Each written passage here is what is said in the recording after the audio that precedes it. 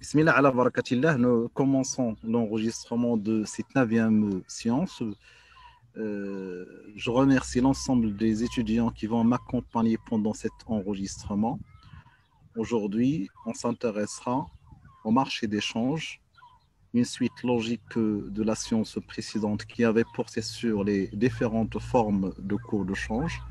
Ensuite, nous nous intéresserons par la suite aux différentes formes de régime de change. Bon, bien sûr, pour entamer ce cours, j'aimerais revenir sur quelques concepts que nous avons vus lors des séances précédentes. Nous avons dit que les transactions à l'international, exportation, importation, placement, emprunt, investissement étranger au Maroc, investissement marocain à l'étranger, toutes ces transactions se matérialise par une opération de conversion, soit de la monnaie internationale en monnaie nationale, soit de la monnaie nationale en monnaie internationale. Cette conversion s'appelle une opération de change. Et ces opérations de change donnent naissance soit à l'achat, soit à la vente de la devise, ou encore, ils donnent naissance soit à une offre de devise ou à une demande de devise. Et l'offre de devise et la demande de devise nous permettent d'avoir un marché spécifique qu'on appelle le marché de change ou le marché des devises. Bien sûr, cette définition, nous l'avons déjà précisée auparavant et nous avons dit que le marché de change, il permet bien sûr la confrontation de l'offre et de la demande de la devise. Alors là, ces marchés de change, généralement, ils fonctionnent sur la base de ce qu'on appelle la règle des trois unités. Alors, qu'est-ce qu'on entend par cette règle des trois unités? La première unité, c'est l'unité de temps. Le marché de change ou les marchés d'échange à l'international fonctionnent 24 heures sur 24. La raison principale, c'est la notion de décalage horaire. Lorsque certaines salles de marché, lorsque certains marchés ferment leurs portes, automatiquement, nous avons d'autres marchés, d'autres salles de change qui ouvrent leurs portes. Autrement, c'est un marché qui est fonctionnel 24 heures sur 24 et partant de là, installé par exemple à Paris, je peux donner un ordre d'achat ou un ordre de vente de devises 24 heures sur 24 dans diverses places mondiales. Et ce qui nous pousse automatiquement à parler de la deuxième unité, qui est l'unité de lieu. Aujourd'hui, on est dans un village planétaire et on peut donner l'ordre d'achat ou de vente de devises dans n'importe quelle place. Et partant de là, on peut dire qu'on est dans une unité de lieu. Comme je l'avais précisé auparavant, je suis par exemple à Paris, je peux donner l'ordre d'achat ou de vente de devises à Paris, à Casablanca, à Sydney, à New York, etc. Donc, il n'y a aucune frontière, il n'y a aucune possibilité de limite géographique à ces opérations de change ou à ces opérations qui portent sur l'achat ou la vente de la devise. Et partant de là, nous avons cette deuxième unité qui est l'unité de lieu. Troisième unité, c'est l'unité d'opération. Et qu'est-ce qu'on entend par cette unité d'opération? C'est évidemment la similitude des opérations sur l'ensemble des marchés. Qu'est-ce que j'entends par cette similitude d'opérations? On a les mêmes opérations dans les divers marchés. On achète des devises, on vend des devises, on cherche à se couvrir contre le risque de change et on utilise les mêmes techniques, notamment les nouvelles technologies d'information et de communication. Donc, je récapitule en disant la chose suivante. Les marchés de change fonctionnent 24 heures sur 24. c'est la notion de l'unité de temps. Je peux donner une opération d'achat ou de vente ou de couverture dans n'importe quelle place et dans n'importe quel marché de change à l'international. C'est ce qu'on appelle l'unité de lieu. Et troisièmement, les opérations sont pratiquement les mêmes dans toutes les places et dans tous les marchés de change, les opérations d'achat, les opérations de vente, les opérations de couverture avec l'utilisation des technologies d'information et de communication. C'est ce qu'on appelle l'unité d'opération. Ensuite, lorsqu'on s'intéresse au marché de change, on pense directement ou on pense essentiellement à ce qu'on appelle les salles des marchés ou la salle de marché. Alors là, ces salles de marché, c'est elles en principe qui s'occupent de la réalisation de l'ensemble de ces opérations, à savoir l'achat de devises, la vente de devises, mais aussi la couverture contre le risque de change de devises. Donc les salles de marché, ce sont des salles qui sont équipées, qui disposent des ressources humaines nécessaires pour bien réaliser l'ensemble des opérations sur le marché de change. Et un marché ou une salle de marché, il se compose essentiellement de deux principaux éléments, où il comporte principalement deux composantes principales. La première composante, c'est la composante matérielle et la deuxième composante, c'est la composante humaine. Alors, qu'est-ce qu'on entend par la composante matérielle et qu'est-ce qu'on entend par la composante humaine? Mais avant cela, je constate des intrus au niveau des diapositives. Donc là, s'il vous plaît, vous êtes en train de déranger le déroulement des cours et ça devient difficile, évidemment, à suivre ou à donner la suite du cours. Est-ce que je peux savoir c'est quoi le problème? Raja, est-ce que vous pouvez nous donner une idée sur ce qui se passe? Je vois le diapositive très clair. Je n'arrive pas à détecter le problème, monsieur. D'accord, donc pour vous, il y a pas d'élément intrus au niveau des cours. Non, monsieur. Non, monsieur. Non, monsieur. Oh, monsieur. D'accord, alors je continue. Donc j'ai dit on constate deux composantes, ou le marché, il comporte deux composantes principales. La première composante, c'est la composante matérielle et la deuxième composante, c'est la composante humaine. Lorsque je parle de la composante matérielle des salles de marché, il se compose des éléments suivants. Premièrement, nous avons des terminaux. Donc là, si vous avez déjà vu une salle de marché, qu'est-ce qu'on trouve dans ces salles de marché? À votre avis, qu'est-ce que nous avons dans ces salles de marché?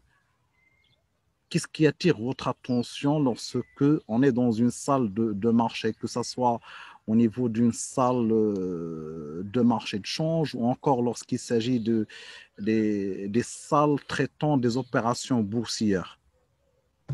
Les panneaux qui affichent les cours des Exact. taux. Donc, des panneaux ou je dirais des écrans. Alors, nous avons des écrans qu'on appelle des terminaux. Alors, ces terminaux, qu'est-ce qu'ils affichent?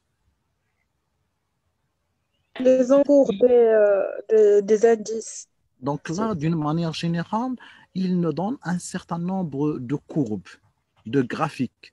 Et ces courbes et ces graphiques, ils nous donnent des informations sur l'évolution des différents cours de change, des informations sur l'évolution des taux d'intérêt, des informations sur l'évolution des indices boursiers, etc.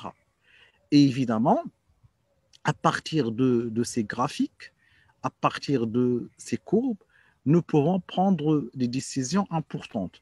Et ça nous donne la première composante matérielle d'une salle de marché.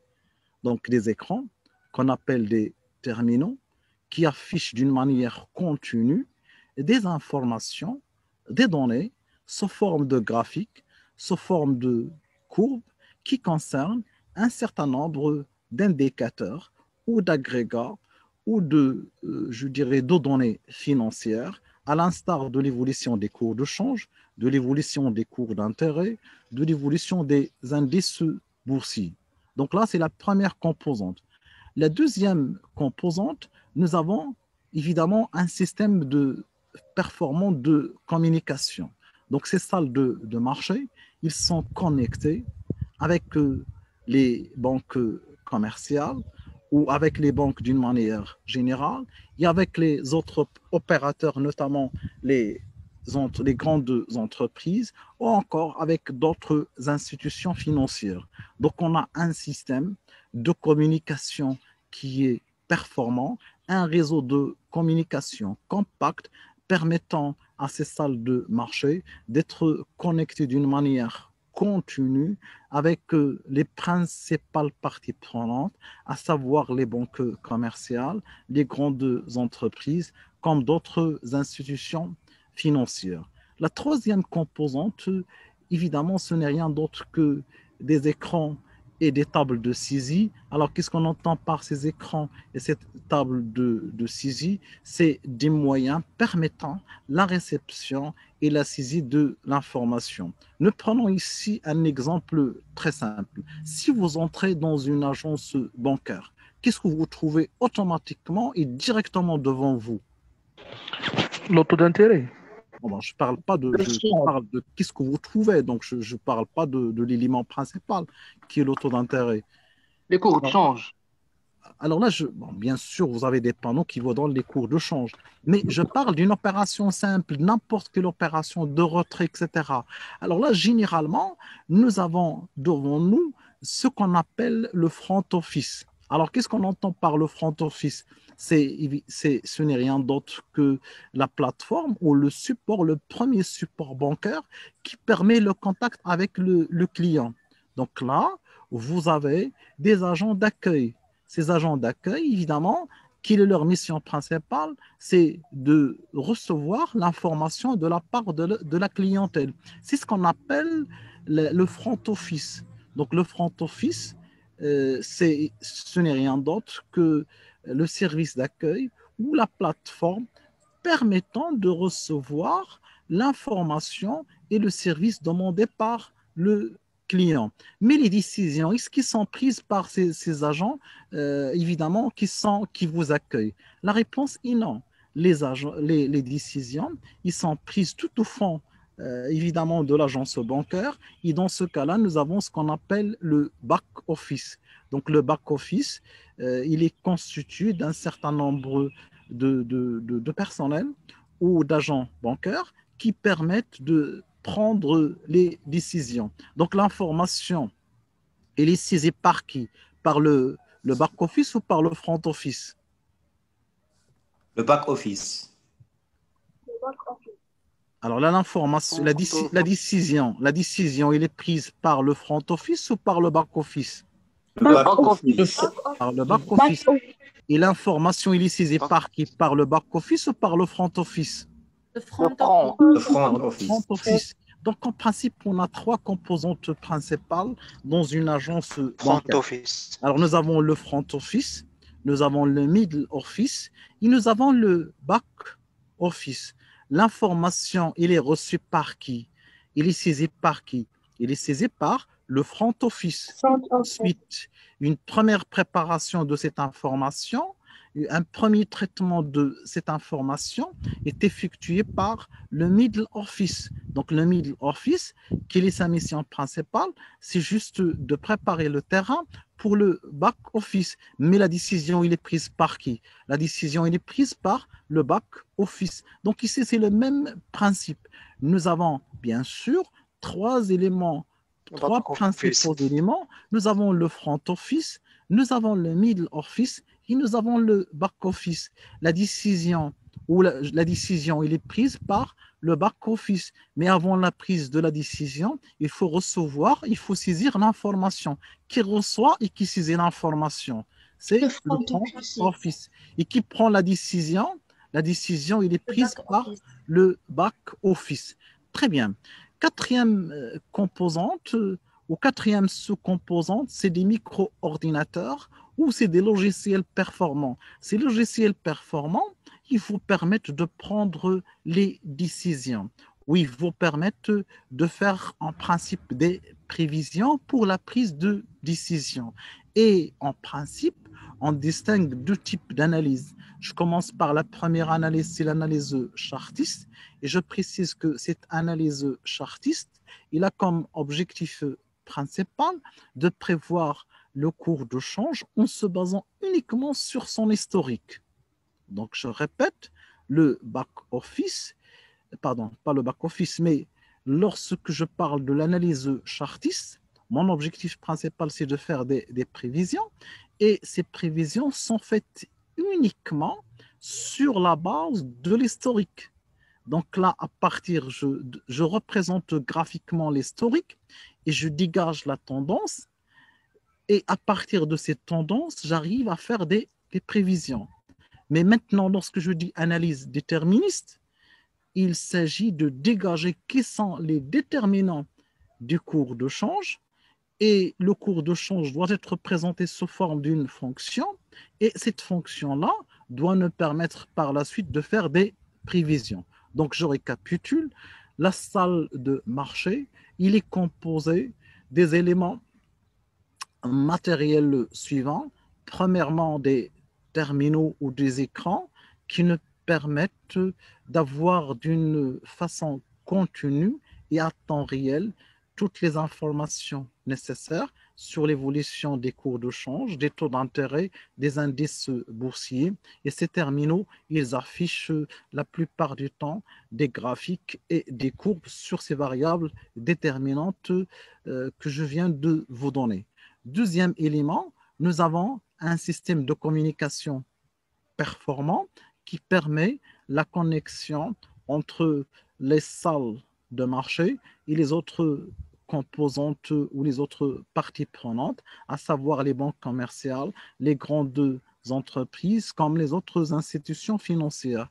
Troisième lieu, nous avons des écrans de saisie utilisés par le front office et l'objectif principal, c'est la réception et la saisie de l'information. Et les décisions, nous avons dit, elles sont prises au niveau du back-office. Enfin, nous avons des micro-ordinateurs et des logiciels performants qui permettent de faire la prévision, soit en se basant sur l'analyse chartiste.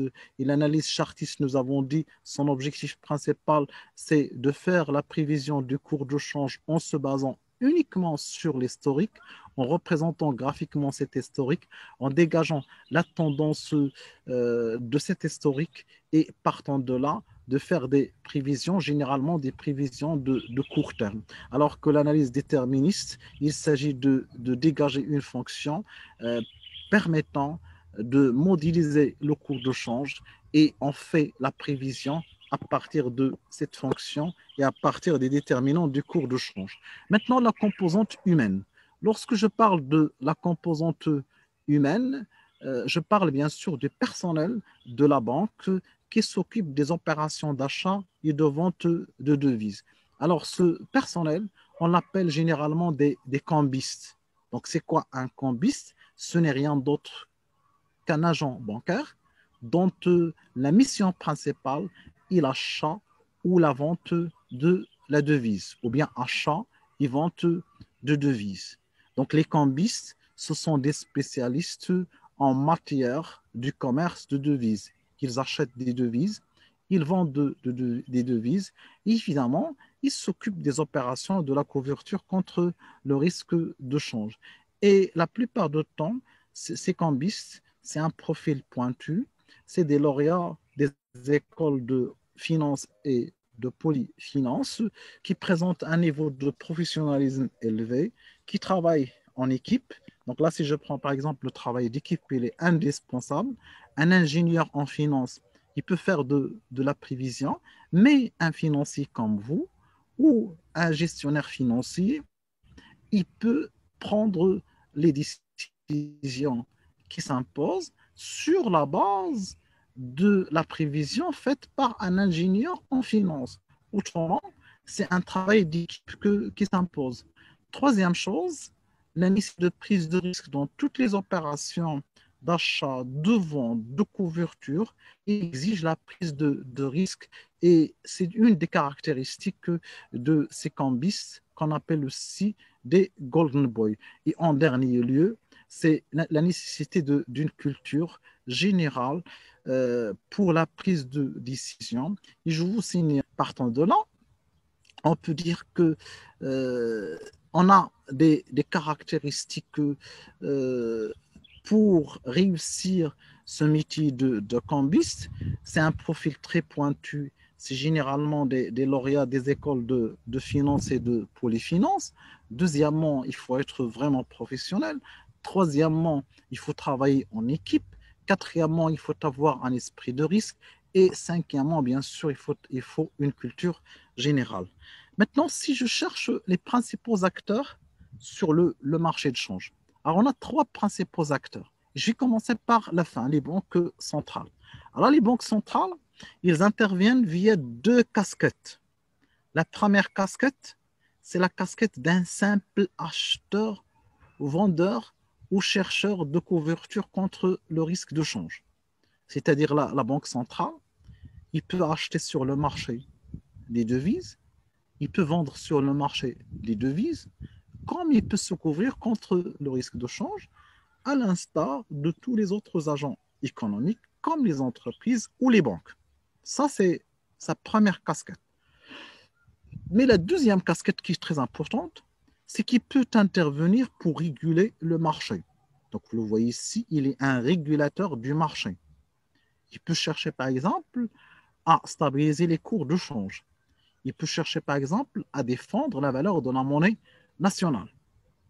Et partant de là, la Banque centrale, il intervient via deux casquettes. Il peut intervenir en tant qu'un simple agent économique qui achète des devises, qui vend des devises ou qui cherche à se couvrir contre le risque de change. Mais une de ses missions principales, c'est d'intervenir en tant que régulateur du marché.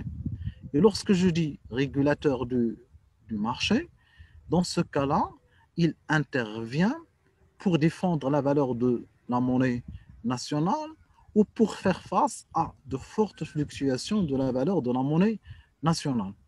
En deuxième lieu, ou deuxième principal acteur, c'est la banque commerciale. Ici, la banque commerciale, la même chose, il peut intervenir de deux façons différentes.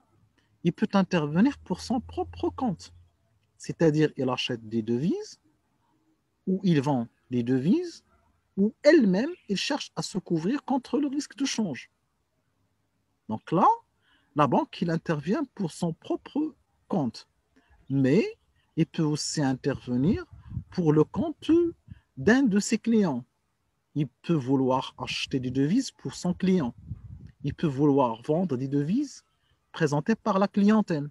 Comme il peut, évidemment, assurer la couverture contre le risque de change pour la clientèle.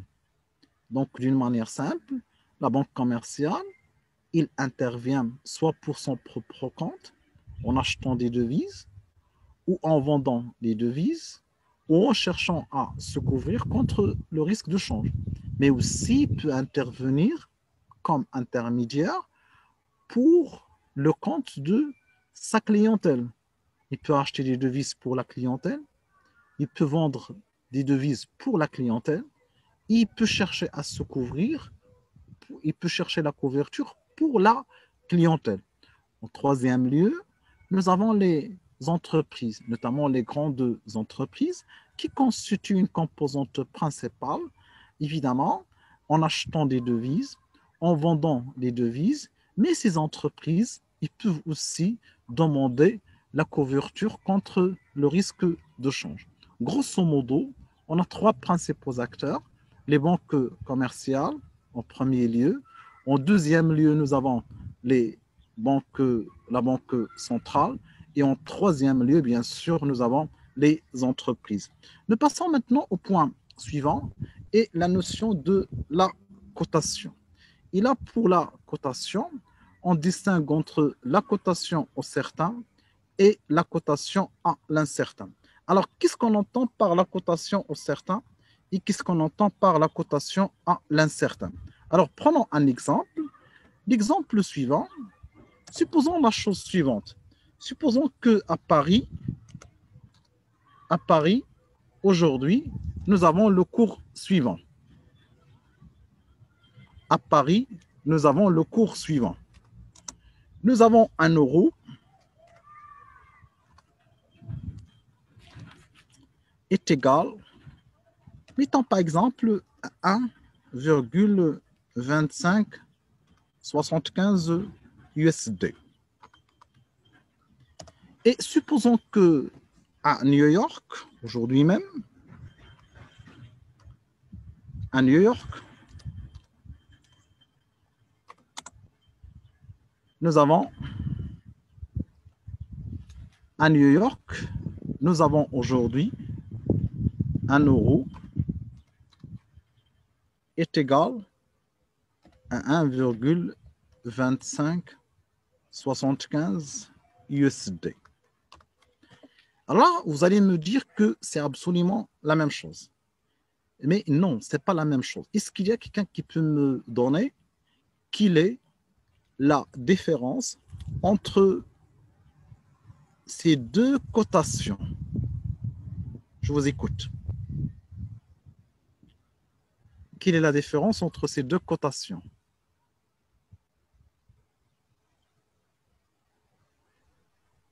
L'euro à Paris, c'est pas comme à New York. Alors, vous voyez que, en principe, on a les mêmes équations. Mais est-ce qu'il y a quelqu'un qui peut me donner ou qui peut me dire quelle est la véritable différence entre la première équation et la deuxième équation?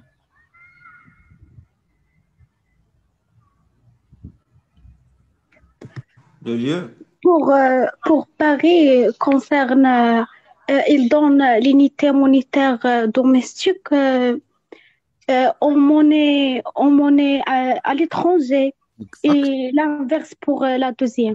Donc là, à Paris, nous avons la valeur de la monnaie nationale exprimée en fonction de la monnaie internationale. Alors qu'à New York, qu'est-ce que nous avons?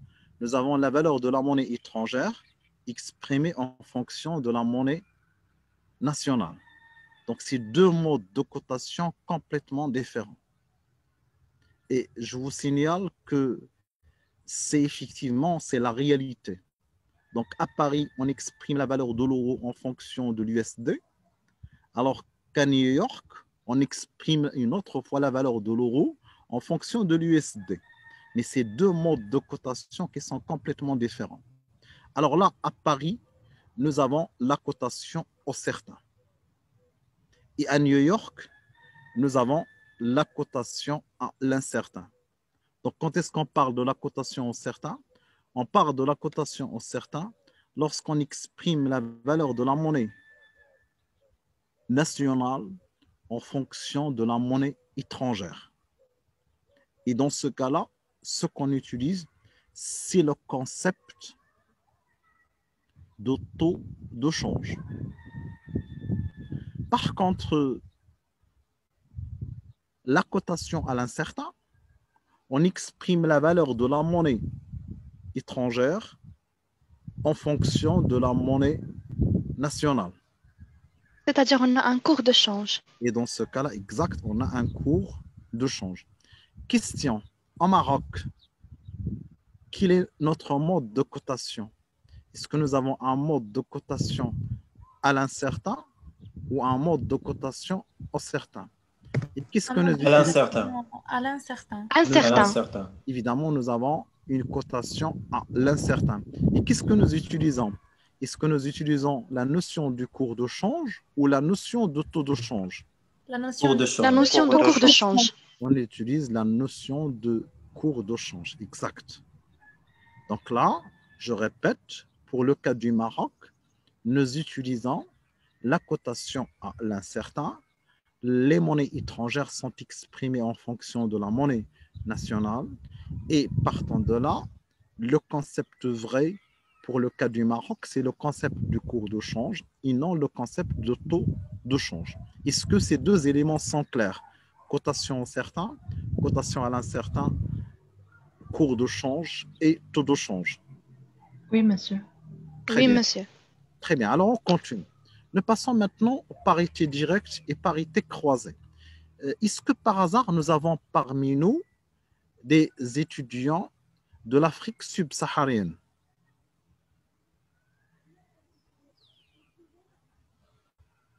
Oui ou non? Est-ce qu'il y a un étudiant de l'Afrique subsaharienne pour qu'on puisse prendre le cas de son pays et le cas de, par exemple, du franc CFA pour faire la différence entre les parités directes et parités croisées? Monsieur, je m'excuse, j'ai une question.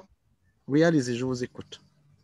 Quand on distingue entre le cours de change et le taux de change, dans le, Oui, je vous écoute.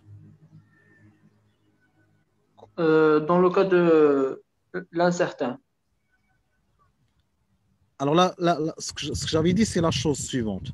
Lorsque on est dans un mode de cotation à l'incertain, ce qu'on utilise, le concept vrai, c'est le concept du cours de change.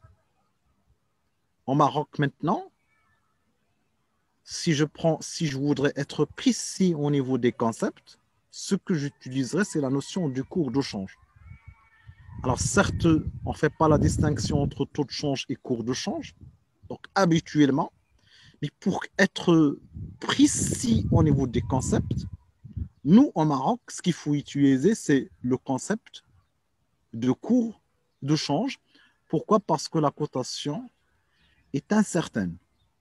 Par contre, lorsque la cotation est au certain, l'exemple de l'euro, l'exemple de la livre sterling, on exprime la valeur de la monnaie nationale en fonction de la monnaie étrangère. Dans ce cas-là, le concept qu'il faut utiliser, c'est le concept de taux de change. D'autres questions? Alors passons maintenant à parité directe, parité croisée. J'avais demandé, est-ce qu'il y a parmi nous un étudiant de l'Afrique subsaharienne pour lancer le débat? Alors là, est-ce que par hasard, le franc CFA, c'est le franc qui est utilisé par une bonne partie des pays africains, est-ce qu'il est coté au Maroc? Est-ce que son cours de change est donné directement? La réponse est non. La réponse est non. Et partant de là, nous avons ce qu'on appelle des parités directes et nous avons des parités croisées. Supposons la chose suivante. Supposons qu'au Maroc aujourd'hui, nous avons un euro est égal à 11,1525 marocains dirhams. Est-ce qu'il s'agit d'une parité directe ou d'une parité croisée? direct. Parité Une directe. parité directe. C'est une parité directe. Mais si je cherche la valeur du dirham en fonction d'un certain nombre de monnaies, par exemple le franc CFA ou la lire turque ou le dinar algérien ou le dinar tunisien, etc. Ce qu'on peut dire, c'est que ces monnaies ne sont pas cotées en Maroc. On ne peut pas savoir directement quelle est leur valeur au Maroc. Ils ne sont pas affichés directement. Et pour dégager leur valeur en fonction du dirham, ou la valeur du dirham en fonction de ces monnaies, on est obligé de passer par une autre monnaie. Et dans ce cas-là, nous avons ce qu'on appelle la parité croisée. Un exemple, nous avons un euro est égal à 11,1525 marocains dirhams. Et on voulait savoir quelle est la valeur du franc CFA ou du dirham en fonction du franc CFA.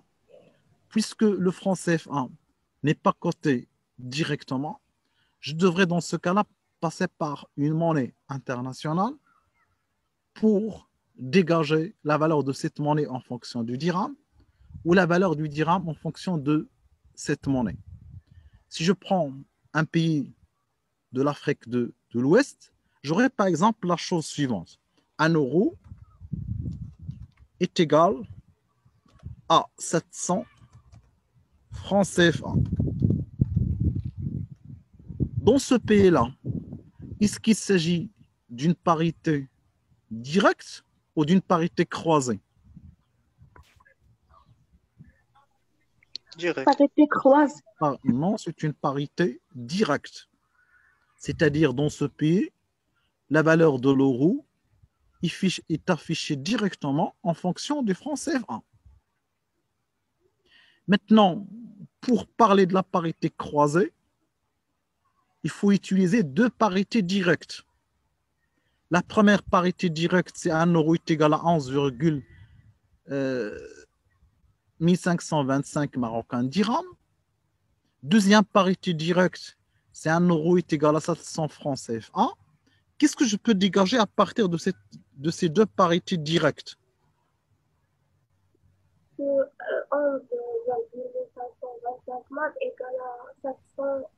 Exact. Alors, nous avons 700 francs CFA est égal à 11,1525 marocains dirhams.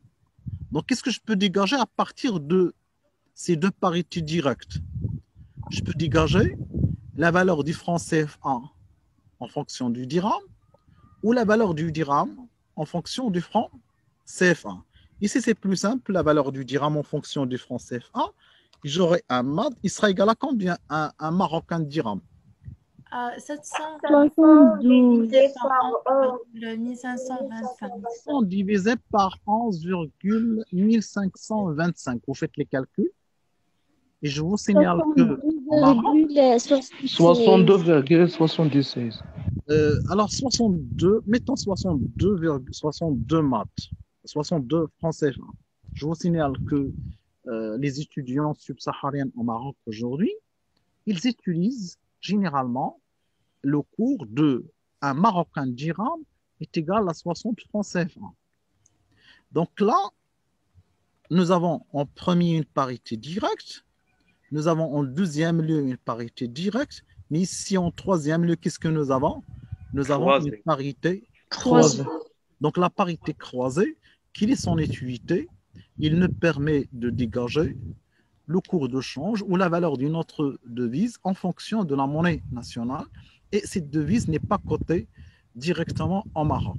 Alors là, est-ce qu'on peut dire que le dirham est très fort que le franc CFA? En prenant un MAD est égal à 62 francs CFA. Est-ce qu'on peut se baser uniquement sur ce taux de change? Cette fois-ci, j'utilise taux de change, puisque j'exprime le dirham en fonction du franc CFA. Est-ce que je peux utiliser cette opération ou ce cours pour dire que le dirham est plus fort par rapport au franc CFA? La réponse est non. Attention, si vous prenez par exemple 100 yens japonais, 100 yens japonais, il n'est que de 9 dirhams. C'est-à-dire un dirham est égal à 11 yens japonais. Mais attention, cela ne signifie absolument pas que le dirham est une monnaie plus forte,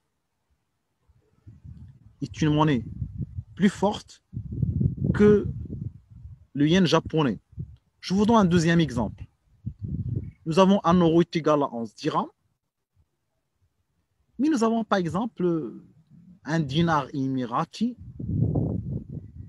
qui est d'environ 29 dirhams. Est-ce que ça signifie que le dinar émirati est plus fort que, ou le dirham émirati, pardon, est plus fort, le dirham émirati est plus fort que l'euro? La réponse est non. Donc attention, ça n'a absolument aucun sens de dire qu'une monnaie est une monnaie plus forte que l'autre en se basant uniquement sur le cours ou le taux de change. l'importance d'une monnaie, c'est surtout à travers son utilisation sur le plan international, à travers sa convertibilité, le niveau de sa convertibilité en d'autres monnaies, et aussi à travers sa stabilité dans le temps.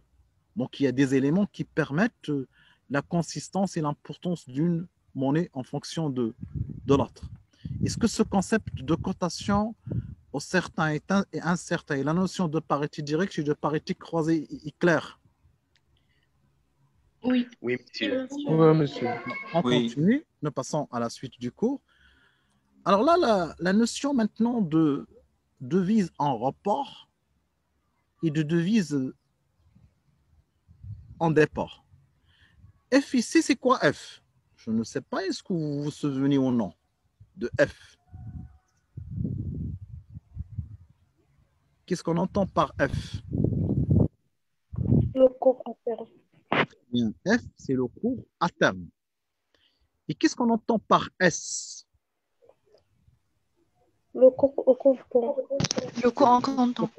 Donc le F, c'est le forward et le S, c'est le spot. F, c'est le cours à terme et S, c'est le cours au comptant. Et lorsque F moins S sur S est supérieur à 0, cela signifie que F est supérieur à S. C'est-à-dire le cours qu'on utilisera à l'échéance sera plus élevé que le cours au comptant. Dans ce cas-là, la valeur de la monnaie nationale, est-ce qu'il augmente ou est-ce qu'il diminue? L'augmentation même de S, qu'est-ce que ça nous donne? Une dépréciation ou bien une appréciation? Le cours de la semaine dernière. Une dépréciation. Donc la même chose ici, lorsque la valeur de la monnaie étrangère, lorsque F moins S est supérieur à 0, ça signifie que le cours à l'échéance, il sera plus élevé que le cours au comptant. Ça signifie que la valeur de la devise, il augmente ou il diminue?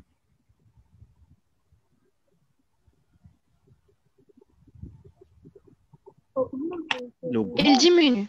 Augmente. Il augmente. Augmente. Il augmente. La valeur de la devise augmente. Et dans ce cas-là, la valeur de la monnaie nationale diminue. Mais nous, ici, qu'est-ce qu'on dit? Qu'est-ce qui sera en report? C'est la devise qui sera en report, ce n'est pas la monnaie nationale. Donc, lorsque le cours de change augmente, on dit que la devise est en report. C'est-à-dire la valeur de la devise augmente. La valeur du dollar augmente, on dit que le dollar est en report. Lorsque la valeur de l'euro augmente, on dit que l'euro est en report. Mais par contre, lorsque la valeur de la devise diminue, F moins S est inférieur à 0. F, c'est le cours qu'on utilisera à l'échéance. Et S, c'est le cours au comptant. Et on voit que la valeur ou le cours qu'on utilisera à l'échéance est inférieur au cours à l'instant 0. Donc ici, nous avons une diminution du cours de change. Et la diminution du cours de change, qu'est-ce qu'il nous donne? Une appréciation ou bien une dépréciation de la monnaie nationale? Appréciation. Appréciation. Appréciation. Appréciation ou dépréciation de la monnaie étrangère? Dépréciation. Dépréciation de la monnaie étrangère. Donc ici, lorsqu'on a une appréciation de la devise, on dit que la devise est en report. Par contre, lorsque nous avons une dépréciation de la monnaie étrangère, on dit que cette devise, elle est en déport. Très bien. Est-ce que c'est clair le concept? Donc là, lorsque la valeur de la monnaie étrangère augmente, on dit qu'il est en report. Et lorsque la valeur de la monnaie étrangère diminue, on dit qu'il est en déport. On continue? Oui. Passons maintenant au dernier point de ce chapitre. Et ce dernier point, il faut le prendre avec beaucoup de prudence. Et évidemment, avec beaucoup de concentration et de précision. Et ça va vous donner une partie de votre examen. Bien sûr, je reviendrai par la suite sur l'ensemble des questions de cours à préparer. Alors, j'ai déjà donné à la fin du premier chapitre et au début du deuxième chapitre des questions de cours à préparer. Mais pour ce chapitre-là, vous aurez une des questions principales qui a été posée lors des dernières années, surtout depuis 2017 jusqu'à aujourd'hui. Quelle est la raison principale? C'est que le Maroc a opté pour un régime de change flottant et d'une manière progressive, depuis janvier 2018. Et partant de là, une des questions d'actualité, c'est l'analyse de ce flottement du dirham avec quelques questions phares. La première question phare, c'est le pourquoi. Pourquoi le flottement du dirham? Deuxième question phare, c'est quelles sont les conditions de la réussite du flottement. Et la troisième question importante, c'est quels sont les risques de sous-flottement. Donc, trois questions principales. Trois questions principales auxquelles on va essayer d'apporter quelques éléments de réponse. Et évidemment, je vous laisserai le temps de faire les recherches nécessaires pour mieux approfondir vos connaissances. Pour ce faire, je commencerai par la question suivante. Qui sont les deux cas extrêmes de régime de change que nous avons déjà évoqués? Je vous écoute. Flexible, taux de change. un taux de change flexible Un taux de et change. Je ne dis pas un taux de change, je dis court. un régime de change. Un régime de change fixe. De change. Nous avons deux. Un régime de change Un fixe régime de et change fixe, flexible. un régime. Très bien. Donc, on a distingué entre deux cas extrêmes de régime de change. Un régime de change fixe, d'une part, et de l'autre part, nous avons un régime de change flexible ou flottant. Alors, dites-moi, qu'est-ce qu'on entend par un régime de change fixe? Bien sûr, on l'a déjà défini. Monsieur, Oui, je vous écoute. lorsque l'État fixe la valeur de la monnaie nationale, Donc là, on parle d'un l'État régime, ou la Banque centrale, de change fixe lorsque les autorités monétaires interviennent pour fixer la valeur de la monnaie nationale et s'engagent à défendre sa parité. Donc je répète, un régime de change fixe, donc comment on le définit? Un régime de change fixe est défini par un régime dont les autorités monétaires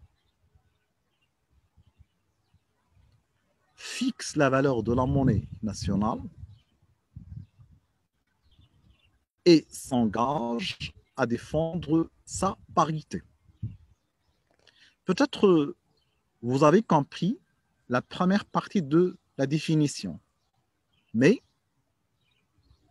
vous n'avez pas compris la deuxième partie de la définition. Donc, dans cette définition-là, on a deux principaux éléments. Quels sont ces deux principaux éléments? Comme vous le voyez ici, l'État intervient pour maintenir le taux de change fixe, même si le taux, etc. Donc là, il y a deux éléments de définition.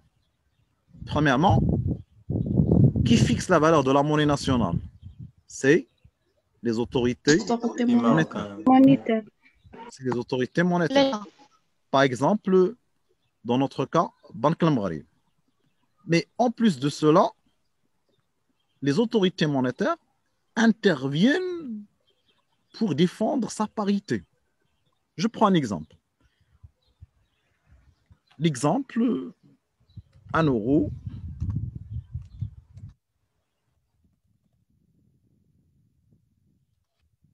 est égal à 11,2575. Maths. Lorsqu'il s'agit d'un régime de change fixe, qui a déterminé ce cours-là? Les autorités monétaires. C'est les autorités monétaires. C'est les autorités monétaires. Et en plus de cela, les autorités monétaires à défendre cette parité. Qu'est-ce que ça signifie? Qu'est-ce que ça signifie? Le fait que les autorités s'engagent à défendre leur parité. Donc là, 1 euro est égal à 11,2575 MAD. C'est un cours qui est fixe dans le temps. Je répète, c'est un cours qui devrait être fixe. Il ne devrait pas fluctuer. C'est-à-dire, même si nous avons une augmentation de la demande, il faut que le cours demeure le même. Même si on a une baisse de la demande sur l'euro, l'État, il s'en défendre cette parité. Donc l'État doit intervenir pour que le cours soit tout le temps de 1 euro est égal à 11,2575 MAD. Nous avons dit le taux de change, c'est un taux de change fixe.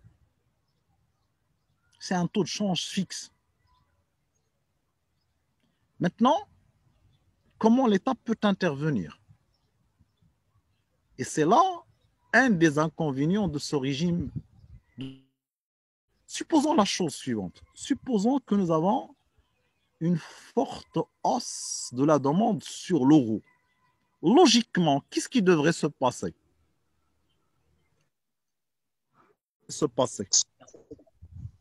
La hausse des prix. Nous aurons la baisse ou la hausse des cours? La hausse. Je vous écoute. Supposons que Monsieur, nous avons il y a une de la grande demande. sur l'euro. Qu'est-ce qui va se passer dans ce cas-là? Est-ce augmenter ou la valeur de l'euro doit diminuer?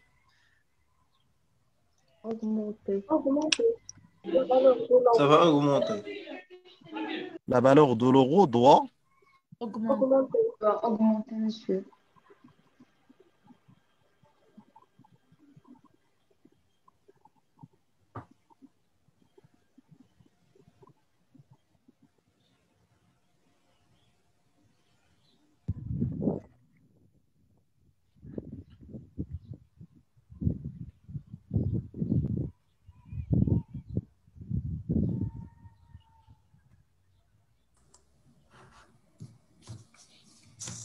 Alors, nous avons dit la valeur de l'euro doit augmenter ou doit diminuer. Va augmenter. Augmenter. Mais dans un régime Augmenter, monsieur. de change, est-ce qu'il se peut que la valeur de l'euro augmente? Non. Non. Alors, Non. l'État, qu'est-ce qu'il doit faire dans ce cas-là pour préserver le même cours? Fixer la valeur d'euro. Non, il a fixé. Mais comment il peut intervenir? Il y a une forte augmentation de la demande sur l'euro. Si l'État n'intervient pas, automatiquement, il faut que le cours augmente, ce qui est complètement normal. Mais pour préserver le cours au même niveau, l'État, qu'est-ce qu'il doit faire? Il va acheter elle-même l'euro. S'il va acheter, qu'est-ce qui va se passer? La demande doit augmenter davantage. Alors, que doit faire l'État? Pour réaliser l'équilibre sur le marché et le cours reste de 1 euro est égal à 11,2575. Que doit faire l'État? Équilibrer l'offre avec la demande. Il va équilibrer l'offre avec la demande. La demande augmente pour équilibrer. Qu'est-ce qu'il faut? Augmenter l'offre ou diminuer l'offre? Augmenter l'offre. Augmenter l'offre. Dans ce cas, l'État, il doit vendre ou il doit acheter l'euro? Il doit vendre. Il doit vendre. Il doit acheter. Il doit vendre l'euro. Il doit vendre l'euro. Donc là, je répète, l'État fixe la valeur de la monnaie nationale et s'engage à maintenir ce niveau de la monnaie nationale, soit en achetant soit en vendant la devise sur le marché. C'est ce qu'on appelle des opérations d'open market. Donc, je répète, c'est ce qu'on appelle des opérations d'open market. Alors là, je répète, lorsqu'il s'agit d'un régime de change fixe, l'autorité monétaire fixe la valeur de la monnaie nationale et s'engage à défendre sa parité ou s'engage à défendre sa valeur. Prenons maintenant le cas inverse. Si nous avons cette fois-ci une forte baisse de la demande sur l'euro et une forte hausse de la valeur sur le dirham, que doit faire la Banque centrale? L'achat des devises. Il achète des devises. Il va acheter des devises, il va acheter l'euro afin de préserver l'équilibre et garder le même cours.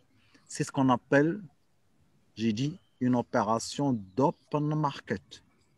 Alors, qu'est-ce que vous constatez pour ce type de régime de change? L'État doit intervenir d'une manière continue pour préserver la valeur de la monnaie nationale.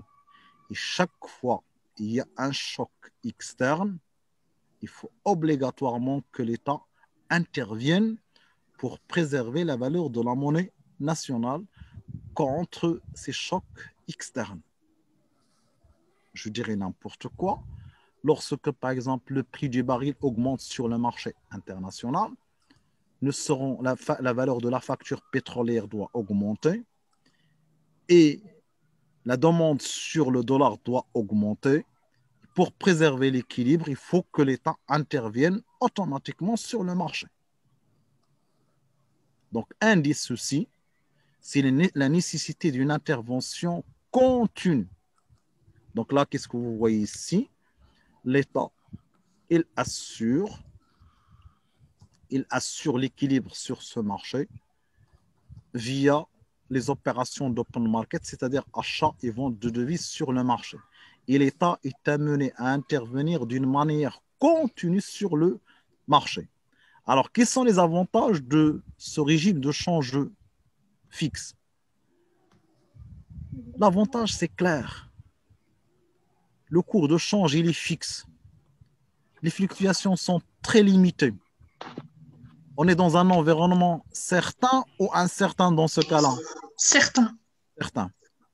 Et l'environnement certain, il encourage ou il décourage les exportations? Encourage. Courage. Il encourage ou il décourage les importations?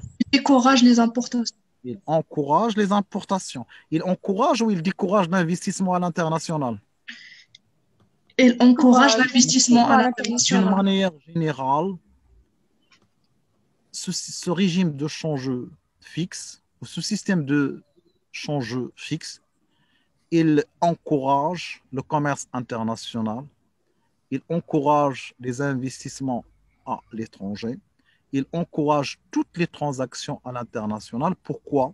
Parce que le risque de change est très limité, le risque de change est inexistant et on tend vers un environnement qui est certain. Je récapitule. On dit régime de change fixe lorsque les autorités monétaires interviennent pour fixer, ou lorsque les autorités monétaires fixent la valeur de la monnaie nationale et interviennent d'une manière continue pour défendre sa valeur ou pour défendre sa parité. Il intervient en achetant ou en vendant les devises selon les circonstances.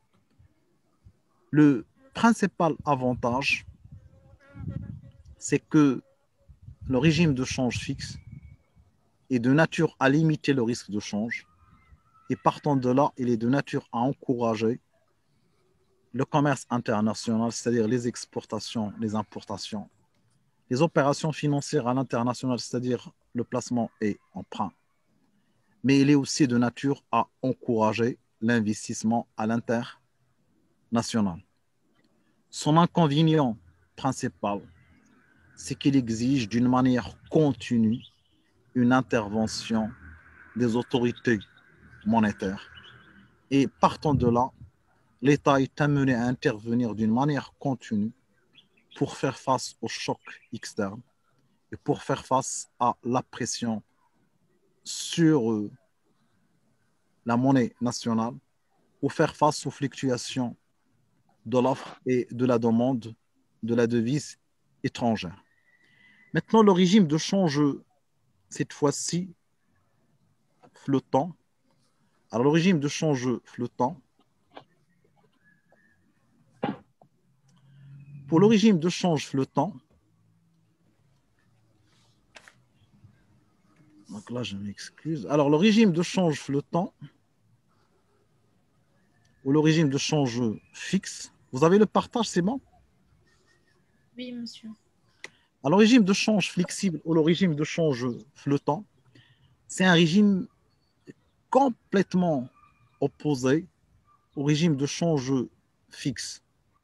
Dans ce cas-ci, la valeur de la monnaie nationale, elle est déterminée par les mécanismes du marché, c'est-à-dire l'offre et la demande. Il n'y a aucune intervention des autorités monétaires. Donc, je répète, pour un régime de change flottant ou un régime de change flexible, les mécanismes du marché, l'offre et la demande, déterminent la valeur de la monnaie nationale, loin de toute intervention des autorités monétaires. Certes, ce régime de change présente un certain nombre d'avantages, mais il présente aussi des inconvénients. Et on est dans la situation complètement inverse du cas précédent. Régime de change fixe, son inconvénient principal, c'est une nécessité d'intervention de l'État, notamment pour faire face aux chocs externes. Par contre, ici, l'avantage principal du régime de change flottant, c'est que c'est un régime de change qui permet une stabilisation automatique. C'est-à-dire le marché permet lui-même de réaliser l'équilibre, bien sûr à travers la variation ou à travers les fluctuations des cours de change. L'État n'a pas besoin d'intervenir, mais le cours de change doit fluctuer selon les circonstances, c'est-à-dire selon l'offre et la demande. Donc la régulation dans ce cas-là, elle est automatique. Bien sûr, vous le voyez ici, c'est une autonomie totale. Donc là, on est dans un système qui est autonome, qui ne nécessite aucune intervention extérieure. La stabilisation, elle est automatique et le système est un système qui est symétrique. Ça revient à dire qu'il n'y a aucune nécessité d'intervention pour réguler. Le marché lui-même permet de faire l'ajustement nécessaire et de réaliser l'équilibre. Bien sûr, l'inconvénient, c'est tout à fait normal. Pour le régime de change fixe, nous avons dit l'avantage principal, c'est qu'il n'y a aucun risque de change. Et dans ce cas-là, on encourage les transactions à l'international, exportation, importation, les opérations financières à l'international et l'investissement à l'international. Par contre, pour le régime de change flottant, l'inconvénient principal, c'est les fortes fluctuations des cours de change et l'existence d'un risque de change maximum qui portera atteinte au commerce international et qui portera aussi atteinte aux opérations financières internationales. Donc là, je récapitule en disant la chose suivante. On distingue entre deux principaux régimes de change ou deux régimes de change extrêmes. Le premier, c'est le régime de change fixe, avec une intervention des autorités monétaires pour fixer la valeur de la monnaie nationale. Et il s'engage aussi à défendre sa parité, notamment via les opérations d'open market, achat et vente de devises. L'avantage principal, c'est risque de change inexistant et possibilité d'encourager le commerce international, les opérations financières à l'international et l'investissement à l'international. L'inconvénient principal, c'est que ce régime exige une intervention continue de l'État, notamment en cas de choc externe et en cas de pression ou de fortes fluctuations de l'offre et de la demande de la devise. Deuxième régime de change extrême, c'est le régime de change flottant. Et ce régime de change flottant se matérialise par la détermination des cours par les mécanismes du marché, l'offre et la demande, loin de toute intervention étatique. Il présente certes un avantage de régulation par le marché, un avantage de stabilisation automatique, aucune nécessité d'intervention de l'État, mais avec un inconvénient majeur. Les fortes fluctuations des cours qui en découlent font que le risque de change est à son niveau maximum et on passe à un environnement complètement incertain, ce qui porterait atteinte ou ce qui affecterait négativement le commerce international, l'investissement à l'international et les opérations financières à l'international.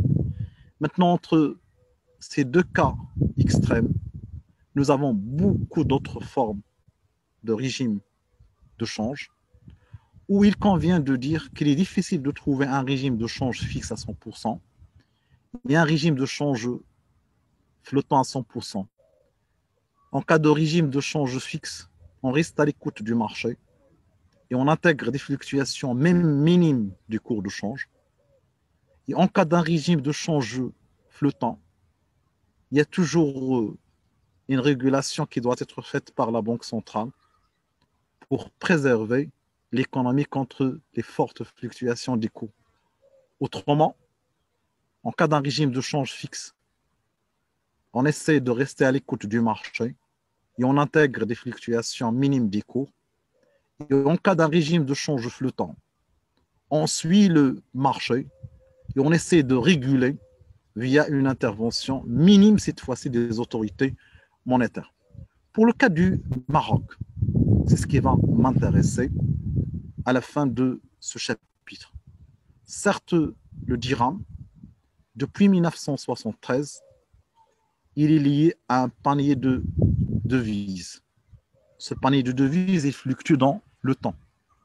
Mais ce qui est le plus important à dire, c'est que le régime de change adopté par le Maroc est un régime de change fixe.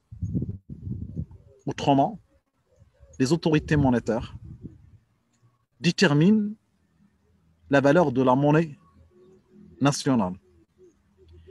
Et avant le passage au flottement, le dirham était lié à deux devises, à savoir l'euro et le dollar, avec des coefficients de pondération de 60% et de 40%.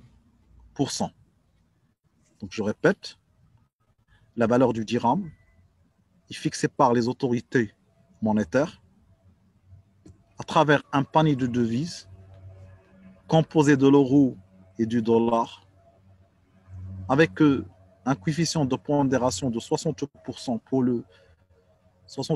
pour l'euro et 40% pour le dollar. Autrement,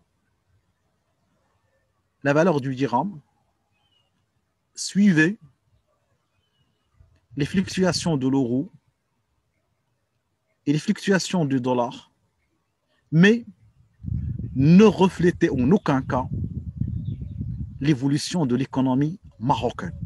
J'aimerais bien que vous reteniez cet élément-là. Le régime de change fixe, tel qu'on l'a adopté, où le rattachement du dirham à un panier de devises, euros et dollars, signifie que la valeur du dirham ne dépendait pas de l'économie nationale, ne dépendait pas de l'évolution de l'économie nationale, mais il dépendait de l'euro et de dollars. Et la valeur de l'euro elle-même dépend de l'évolution de l'économie européenne. La valeur du dollar dépend, elle, de l'évolution de l'économie américaine, alors que la valeur du dirham, il dépend des fluctuations de l'euro et des dollars, mais ne reflète nullement, bien sûr, l'évolution de l'économie nationale. En plus de cela, nous avons besoin d'une intervention continue des autorités monétaires pour défendre la valeur de la monnaie nationale. Autrement,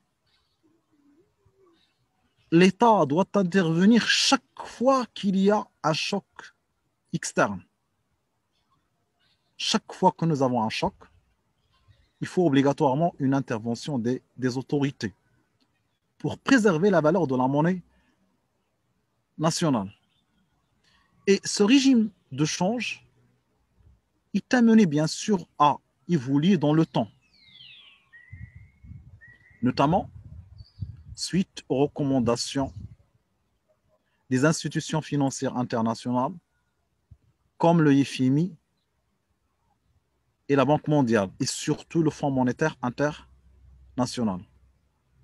Dans ce cadre, le Maroc a lancé, et d'une manière progressive, le flottement de sa monnaie nationale.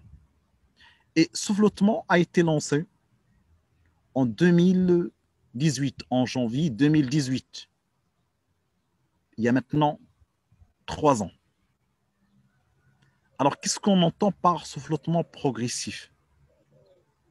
Le dirham, il est toujours lié à l'euro et au dollar.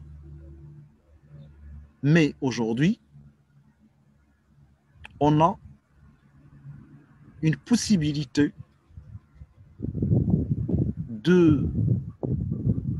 d'avoir des fluctuations autour de ce cours directeur fixé par la Banque centrale. Aujourd'hui, ces fluctuations peuvent atteindre 5% à la hausse et 5% à la baisse, plus ou moins 5%. C'est-à-dire, le cours, il est toujours fixé par qui? Il est toujours fixé par la Banque centrale. Il est toujours fixé par la Banque centrale. Mais on a la possibilité de majorer et de minorer ce cours avec 5%. En 2018, lorsqu'on a entamé le flottement du dirham, on l'avait entamé avec des fluctuations de 2,5%. C'est-à-dire, le cours directeur, il est fixé par Banque al-Maghrib, mais on a la possibilité de majorer et de minorer avec 2,5%. Aujourd'hui, on a la possibilité de majorer et de minorer avec 5%. Bien sûr, dans une étape suivante, on va davantage élargir cet intervalle de fluctuation. Par exemple, pour atteindre 10%, ensuite pour atteindre 20%, ensuite pour atteindre 25%. Et enfin, on va tendre directement vers la fixation du cours par le marché. Mais il faut dire que la durée pour atteindre un flottement global, il peut être une durée longue. Il peut aller jusqu'à 10 ans. On parle d'une durée qui peut aller jusqu'à 10 ans, qui peut aller jusqu'à 7 ans. Mais tout cela, c'est en fonction de l'évolution de la situation. Donc, pour résumer, avant janvier 2018, le dirham était rattaché à un panier de devises composé de l'euro et du dollar. L'euro est associé d'un coefficient de pondération de 60%. le dollar est associé d'un coefficient de pondération de 40%. Il s'agissait d'un régime de change fixe qui avait atteint ou qui a permis d'atteindre un objectif très important en matière de politique économique. Ce régime de change fixe nous a permis de maîtriser les tensions inflationnistes en Maroc pendant plusieurs années, voire plusieurs décennies. Mais ce régime de change est arrivé quand même à un niveau où il n'est plus du tout productif. Et le Maroc, et je précise d'une manière volontaire et accompagné par le Fonds monétaire international, a opté pour un régime de change flottant d'une manière progressive depuis le début de l'année 2018, depuis janvier 2018. Et aujourd'hui, le dirham, il est toujours rattaché à un panier de devises euros et dollars pour les mêmes coefficients de pondération, mais avec des marges de fluctuation qui sont plus importantes. Si auparavant, ils étaient de 0,3% avant janvier 2018, en janvier 2018, les fluctuations étaient de plus ou moins 2,5%.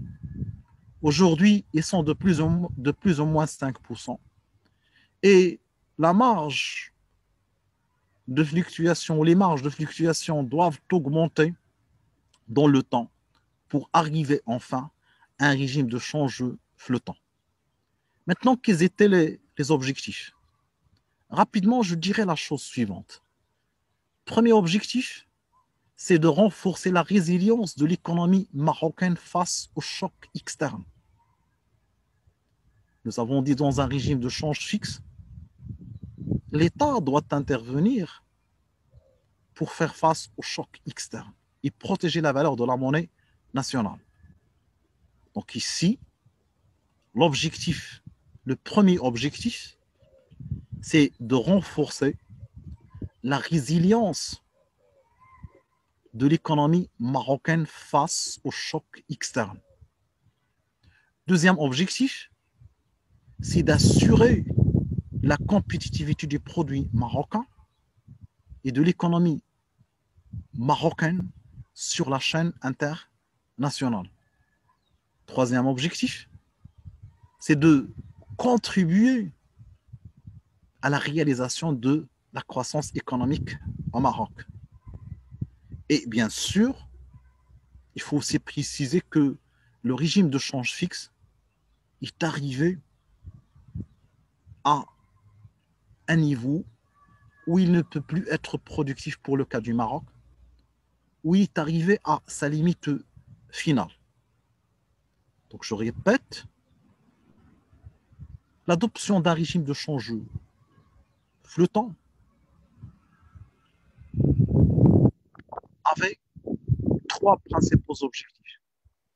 Premier principal objectif, c'est le renforcement de la résilience de l'économie marocaine face aux chocs externes. On voudrait avoir une économie plus forte, une économie qui réagirait elle-même aux différents chocs sans avoir besoin d'une intervention des autorités. Deuxième objectif, c'est de renforcer ou d'assurer la compétitivité du produit marocain ou de l'économie marocaine sur les marchés internationaux.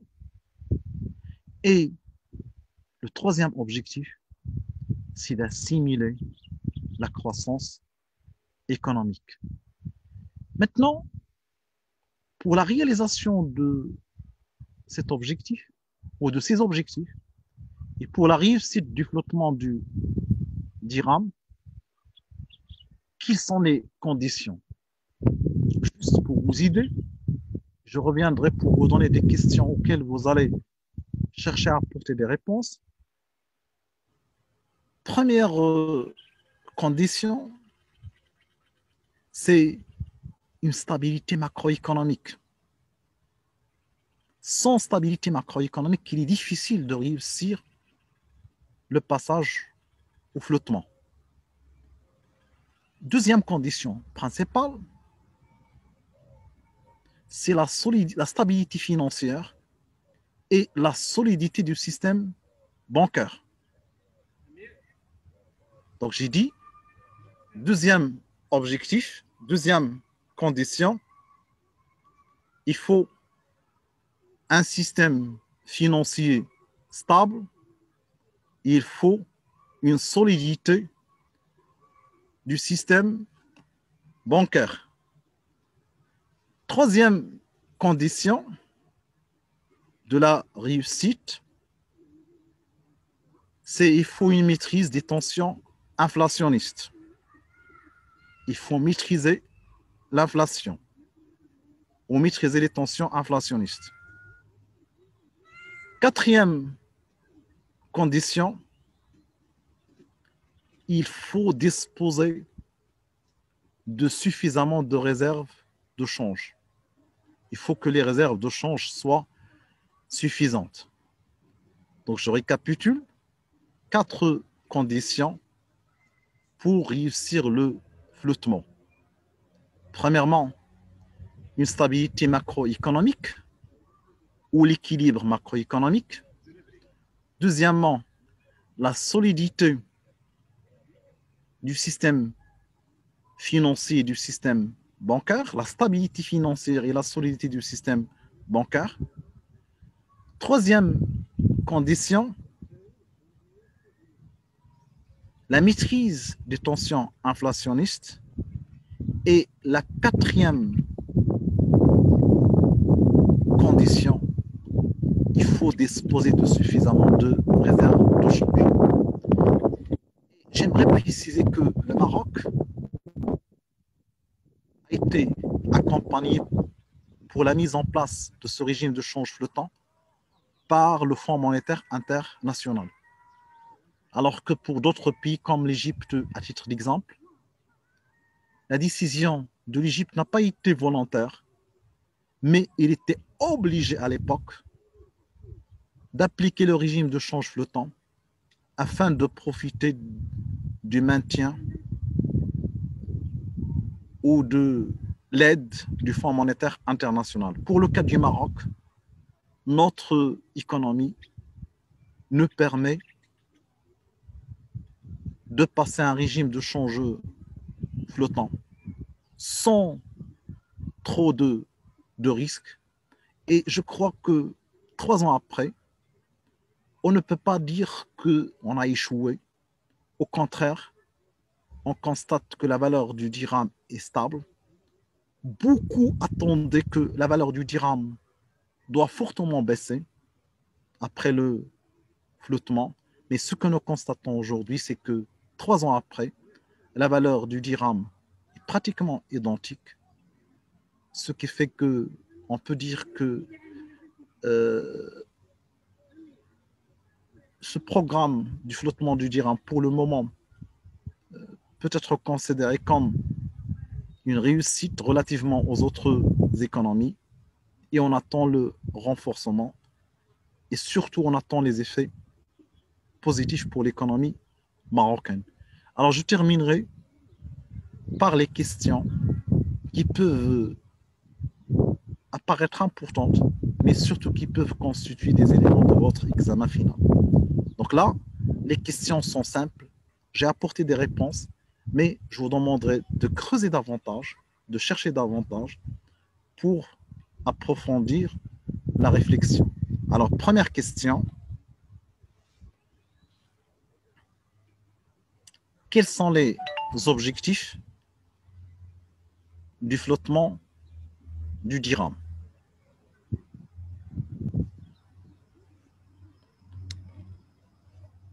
Deuxième question. Quelles sont les conditions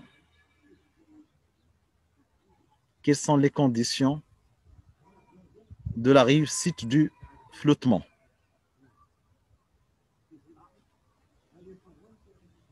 Troisième question. Quelles sont les risques du flottement du dirham. Des questions? Est-ce que vous avez des questions?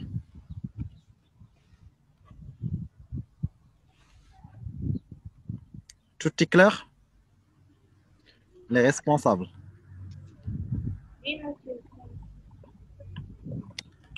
Donc là, si vous avez plus de questions, je vous remercie et à très bientôt, Inch'Allah.